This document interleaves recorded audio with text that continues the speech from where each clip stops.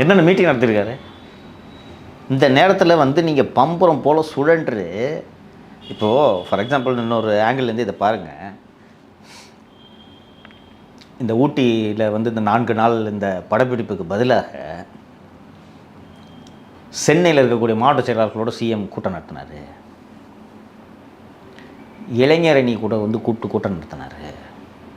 கொங்கு மண்டலத்தில் ஏன் வந்து கட்சி தொய்வாக இருக்குன்னு சொல்லிட்டு அந்த கொங்கு மண்டல நிர்வாகிகள்லாம் வர வச்சு ஆய்வு நடத்தினார்னு சொன்னால் எதிர்த்தரப்பில் இருப்பவன் என்னையா 1 வருஷம் இருக்குது அதுக்குள்ளே இவங்க இவ்வளோ வேகமாக வேலை செய்கிறாங்க நினைக்க மாட்டேன்னா நினைப்பாங்க. நீங்கள் சொன்ன லாஸ்ட் பாயிண்ட்டுக்காகவும் போனாருன்னு கட்சிக்காரங்க பேசிக்கிறாங்க. ஐயோ அதுக்கு கட்சிக்காரனோட இருக்கணும். யாவோ உங்கள் மனைவி கூட உங்கள் மலர்கிட்டத்தில் உட்காந்துட்டு இருக்கக்கூடாதியா?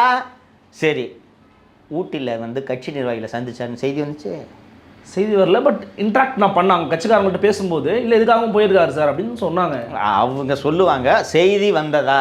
செய்தி வரல, அவர் இன்ட்ராக்ட் பண்ணல. எனக்கு தெரியும் எப்படி இன்ட்ராக்ட் பண்ணுவார் பாருங்க அவர். இன்னொன்று, கொங்கு மண்டலத்திற்கென்று நீங்கள் நியமித்திருக்கக்கூடிய ஒரு செந்தில் பாலாஜி என்பவர் அமைச்சர் பதவி இழந்து விட்டுன்னு இருக்கிறார் இல்லையா? ஆமாம். ஸோ அதை ஸ்ட்ரென்தன் பண்ணணும்ல அவர். இதை ஸ்ட்ரென்தன் பண்ணுறதுக்கு நீங்கள் கோயம்புத்தூர்லேயே தங்கி கூட்டம் போடணும் பாஸ். ஊட்டியில் போய் மலர் சிம்மான் சென்டரில் போய் உட்காந்துட்டு போஸ்ட் கொடுக்கக்கூடாது பாஸ். அப்போ அங்கே அந்த கொங்கு மண்டலத்தில் ஏற்கனவே கட்சி பலவீனமாக இருக்குது. அந்த கொங்கு மண்டல நிர்வாகி என்ன நினைப்பான், இந்த ஆள் கட்சி வேலையை பார்க்க சொன்னால் ஜாலியாக போய் சுற்றுருங்க, நான் ஏன் கஷ்டப்படணும் நினைப்பானா? நினைக்க மாட்டானா? நீங்கள் நினைக்க வச்சுருவீங்க போல் இருக்கு. நீங்கள் கொங்கு மண்டலத்தில் இருக்கக்கூடிய திமுக வேட்பாளராக இருந்தால் என்ன நினைப்பீர்கள்? தலைவர் நம்மளோட இருக்கணும், இன்ட்ராக்ட் பண்ணணும், நம்மளோட ஜெயிக்கிறதுக்கான வேலையை ஒரு பார்க்கல.